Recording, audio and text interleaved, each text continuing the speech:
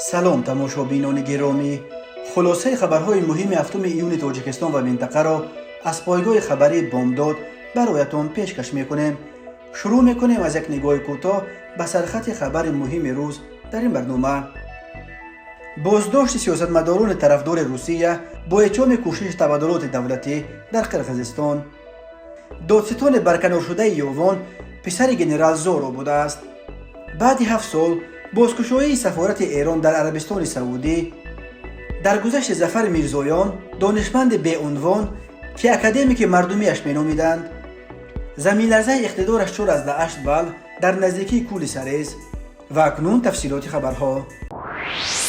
در قرقیزستان بیش از 30 نفر را برای آمادگی به تشکیل بی ترتیبی های عمومی و غصب حکومت با راه زوری دستگیر کردند. در این باره روز 6 یولی سال 2023 خدمات مطبوعات کمیته دولتی امنیت ملی قرقیزستان خبر داد. بنا به اطلاع این نهاد، در جریان عملیات ویژه روز 5 یون بیش از 30 نفر از جمله رهبر حزب الدیخ کنش روزا نورماتووا و همصفان او دستگیر کرده شدند. این دستگیر شده‌ها در جامعه قرقیزستان بیشتر همچون سیاستمداران طرفدار روسیه و ضد غرب مطرح شده بودند. خبر پیشگیری از کوشش تبادلات دولتی در قرقیزستان و بازداشت افراد رو به روسیه با اعطای دست داشتن در این نقشه در حالی است که روسیه به علت درماندنش در بطلاق جنگ اوکراین خیلی ضعیف شده است و به اینکه موقع پیشتاز و رهبری کنندش در آسیای مرکزی و دیگر قلمروهای تحت نفوذ سنتیش را از دست داده ایستاده است، خیلی با حساسیت نگاه میکند. کمیته دولتی امنیت ملی قرقیزستان خبر داد که بازداشت شدگان الکی به گناه خود اقرار کردند و در جریان گفت و گفت‌ها دلیل‌های شایع به دست آمدند که قصد جنایی آنها را تصدیق میکند. خدمات امنیت ملی در شرح این بازداشت‌های پرسر و صدا گفت این گروه جنایی در طول 1 سال هدفمندانه به صف خود طرفداران را جلب میکرد و شهروندان سخت نوروزی را در سراسر کشور جمع آورد. تشکیل کننده این گروه رئیس حزب سیاسی الدیخ کنش روزا نورماتووا بود. تحت رهبری او پیوسته ملاقات‌های گذرانده میشد که در آنها نقشه بارای زوری به دست آوردن حکومت بررسی میشد.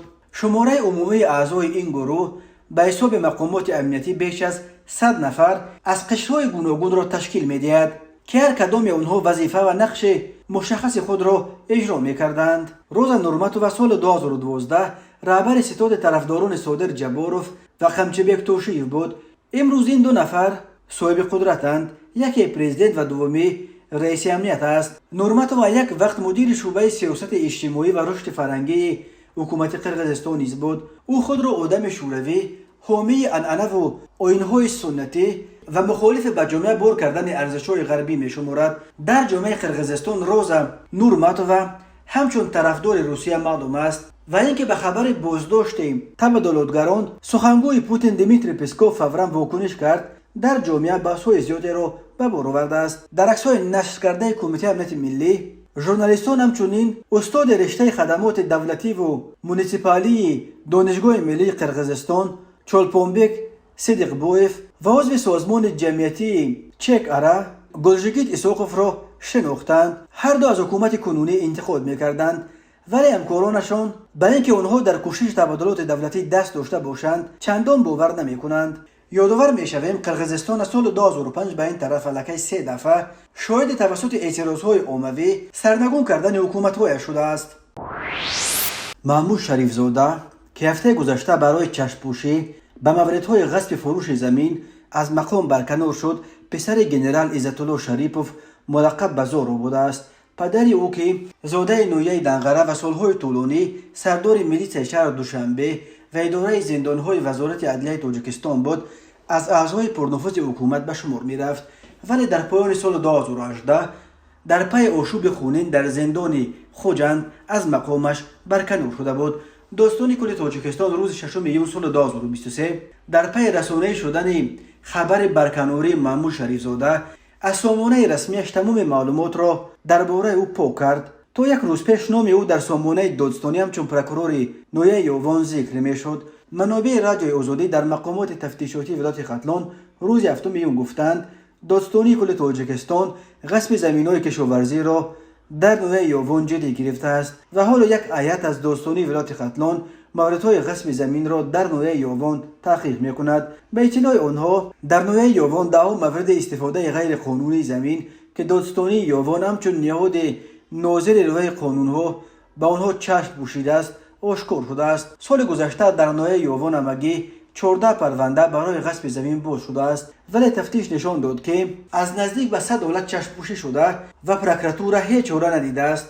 گفته است یکی از منبع‌های آزادی خود محمود شریفزاده و نزدیکانش برای شرح این قضیه هنوز دسترس نیستند. محمود شریفزاده از ماه سال 2020 پروکورور یوون بود و بعد همگی 3 سال کاریش برکنار شد. این در حالی است که پروکورورها معمولا برای 5 سال تعیین می شوند. اما در سامانه رسمی دادستانی کل تاجیکستان نام محمود شریفزاده با عکسش تا به حال به عنوان پروکورور نوحه یوون ایستاده است.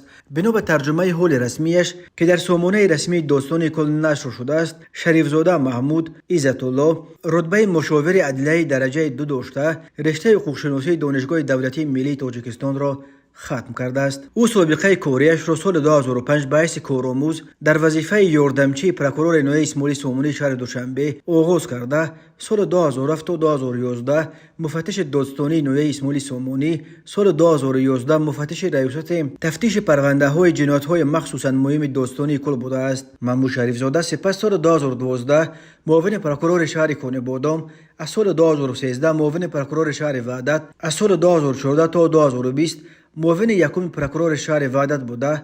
ماه سال 2020 پروکورور نوحه یوون تعیین شد. فروش زمین را در تاجیکستان مشکل رقم 1 و یکی از منبع‌های اساسی عمل‌های کروپسیونی منصبداران خرد و بزرگ می‌شمارند.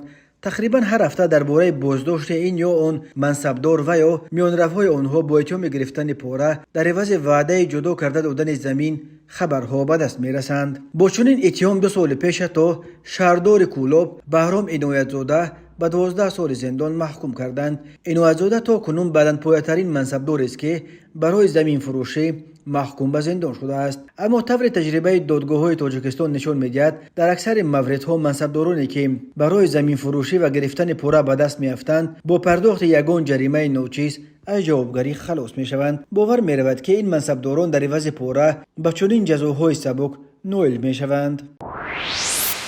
مرکزهای زلزله‌نگاری قزاقستان خبر دادند که در قلمرو نوحه مرغاب ولایت مختار کوهستان بدخشان در شرق تاجیکستان زمین لرزه رخ داده است. بنا به معلومات شبکه مرکزهای زلزله‌نگاری مربوط به وزارت حالتهای فوق‌العاده قزاقستان، زمین شب 7 میلیون سال 2023 ساعت 9:54 دقیقه به وقت محلی در عمق 35 کیلومتر لرزیده.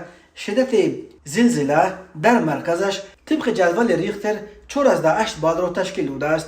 گفته می شود مرکز زمین لرزه در کوهستان چاتیرتوش در بین شهرک مرغاب و کوری سریز جایگیر شده است. درباره کدام ضرر یا تلفات بر اثر این آفت طبیعی گزارش تا این ساعت به دست نرسیده است. مرکزهای زلزله‌نگاری تاجیکستان درباره رخ دادن باز یک زمین لرزه در شرق این کشور خبر دادند. تاجیکستان در یک منطقه زلزله‌خیز قاره آسیا جایگیر شده. هر سال در قلمروش صدها زمین جنبی ثبت می شود.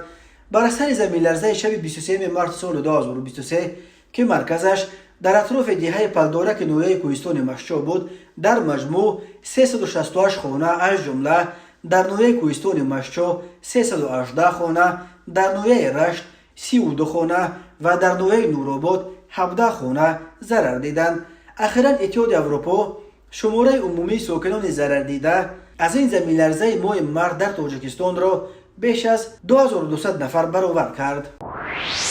دانشمند شناخته تاجیک ظفر میرزایان شب 6 به 7 ایون سال 2023 در سن 74 از عالم چشم پوشید. مراسم نماز جنازه مرحوم ساعت 12:00 دقیقه در مسجد مرکزی نوحه خوولینگ برگزار می شود. پسر ظفر میرزایان به رادیو آزادی گفت پدرش سالهای زیادی از درد معده و روده اذیت می کشید. سالهای 2000 جراحی وزنین معده و روده گذرانده بود. اینچنین 1.5 سال پیش در ترکیه از سرش جراحی شد. همین بیماری ها بود. یک هفته آخر بیمار شد و با همین به خود نآمده و شب ما را ترک کرد. سبب مرگ پدر همین اذیت معده و روده است، گفته است پسر ظفر میرزایان. ظفر میرزایان 5 ماه سال 1949 در شهرک خاورینگ به دنیا آمده. سال 1972 رشته شرقشناسی و سال 1994 رشته اقتصادی دانشگاه دولتی تاجیکستان را ختم کرده است. ظفر میرزایان سابقه کاریش را به حیث ترجمان در کارگاه همکاری‌های تکنیکی اتحاد شوروی در افغانستان آغاز کرده. سالهای 1972-1973 اسیستنت کافدرای فارسی رشته شرقشناسی دانشگاه دولتی تاجیکستان بود و در سالهای 80 دوباره به حیث ترجمان به افغانستان رفت. ظفر میرزایان با آنکه یگان عنوان علمی نداشت، در علوم شرقشناسی بخصوص در شاهنامه شناسی از عالمان زبردست به شمار می رفت و او را حتی اکادمیک مردمی هم نام می بردند. بسیاری ها در گذشت او را تلفات بزرگ برای علم تاجیک می نامند. از ظفر میرزایان بیش از 500 مقاله علمی و پوبلیسیستی در مطبوعات تاجیکستان و ایران نشر شده. همچنین 3 کتاب: جشن نوروز، عامل خودآگاهی ملی تاجیکان، نیایش نیکان و پاکان و خداوندگار سخن پارسی به یادگار ماند. جمهوری اسلامی ایران پس از 7 سال قطع روابط دیپلماتی با عربستان سعودی روز 6 ایون سال 2023 دوباره سفارتخانه خود را در پایتخت این کشور شهر ریاض بازگشایی کرد. علیرضا عنایتی مدیر کل دفتر خلیج فارس وزارت کارهای خارجه ایران که قبلا سفیر در کویت بود به عنوان سفیر ایران در عربستان سعودی معرفی شده است. ناصر کنانی سخنگوی وزارت کارهای خارجه ایران اعلام نمود که به زودی کنسولگری ایران در شهر جده و همچنین نمایندگی دائمی ایران در سازمان همکاری‌های اسلامی نیز فعالیت خود را از سر می‌گیرند. انتظار می‌رود عربستان سعودی نیز در روزهای نزدیک سفارتخانه و کنسولگری خود را در تهران و مشهد بازگشایی کند.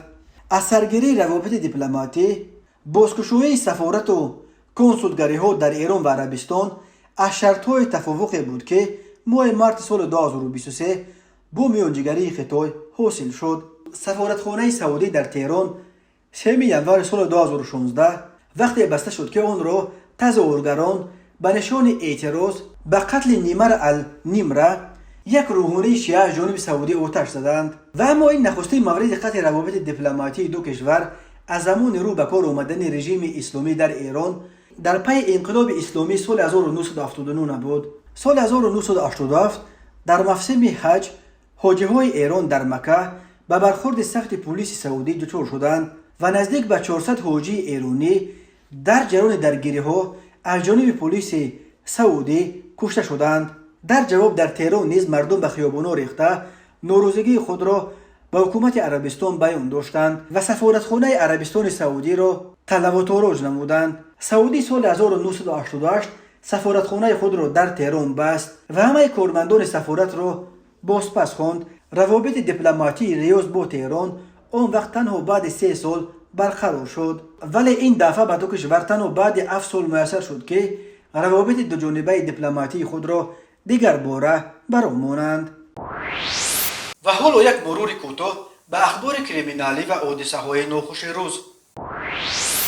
مرکز مطبوعات وزارت کارهای داخلی تاجیکستان خبر داد که روزهای 5 و 6 ایون سال 2023 در 3 صدمه در جماعت زول زر نویه بلخی، جماعت کریم اسماعیلی شهر وحدت و در حدود دیهه جهان زیب در کنار شهر کونی بادام 3 نفر از جمله یک کودک 7 ساله به هلاکت رسیده، دست کم 2 نفر دیگر از جمله یک کودک 2 ساله جراحت برداشتند. از جمله صبح 6 ایون سال 2023 تخمینا ساعت 9:30 راننده ماشین طبقه مرسدس بنز اودی 9 اسکندرشاه سال تولدش 1984 ساکن شهر دوشنبه هنگام حرکت در شورای دوشنبه وحدت کولاب در حدود جماعت دیهات اسماعیل شهر وحدت از عهده اداره واسطه نقلیات نبرآمده خردسال دولتزاده یوسف حسین سال تولدش 2016 ساکن شهر مسکورو که با مادرش فرزانه مرادعلی در کنار شورای ایستاده بودند پخش نموده است. در نتیجه خردسال دولتزاده جراحت وزن جسمانی برداشته در جای حادثه به هلاکت رسیده است.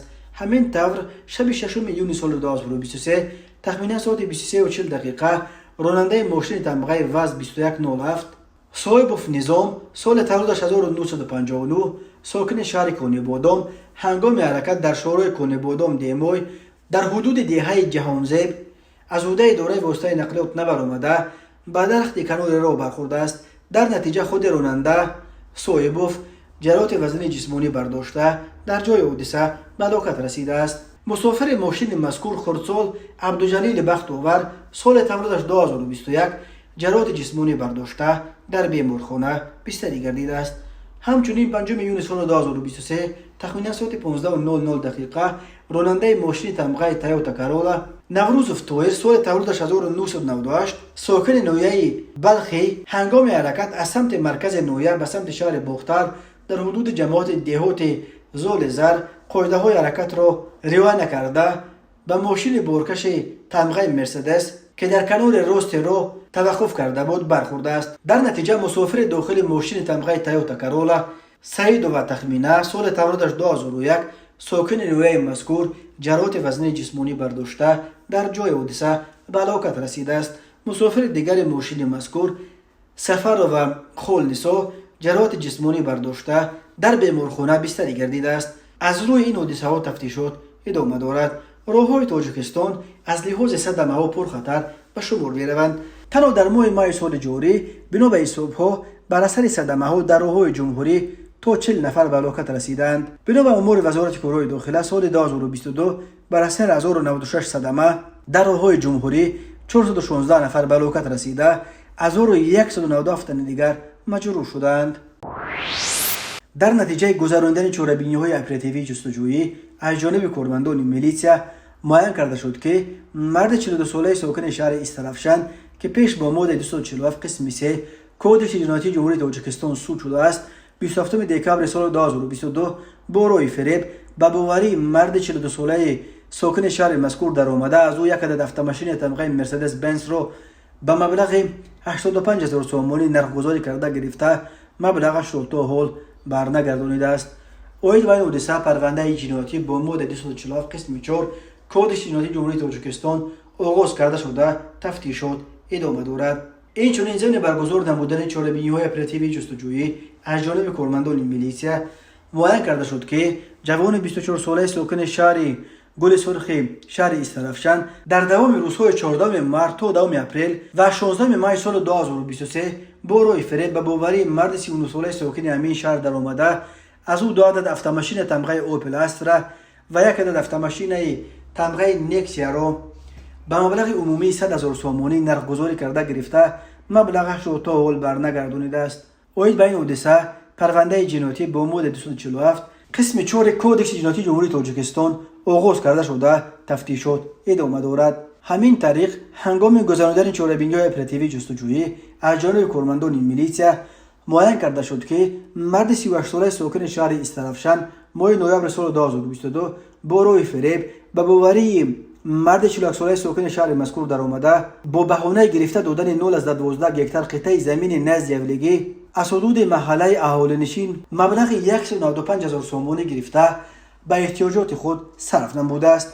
اوید به این حادثه پرونده جنایتی با ماده 247 قسم 4 کد جنایتی جمهوری تاجیکستان آغاز کرده شده تفتیشات ادامه دارد. به شعبه وزارت کارهای داخله در نویه بلخی عریضه مرد 35 ساله ساکن نویه مذکور وارد گردیده است که 5 یونیو سال 2023 شخصان نامعلوم با راه پنهانی از نزد راه ماشینگرد بازار بهار یک عدد اسکوتر تمغه اودکا را دزدیده از جای حادثه غیب زدند. ضرر رسانده نشده 6500 سومانی را تشکیل می‌دهد. هنگام گذراندن چاره‌بینی‌های اپراتیوی جستجویی از جانب کارمندان میلیسیا مرد 27 ساله ساکن نویه دوستی دستگیر کرده شد. اوید به حادثه مذکور تفتیشات ادامه دارد. تماشابینان عزیز و گرامی، این بود مرور به خلاصه چند خبر مهم امروز تاجیکستان. خبر و گزارش‌های بیشتر از تاجیکستان و درباره تاجیکستان و اطراف آن را در سامانه پایگاه خبری بامداد در این نشانه پیگیری نمایید: www.bomdad.com. خوش باشید.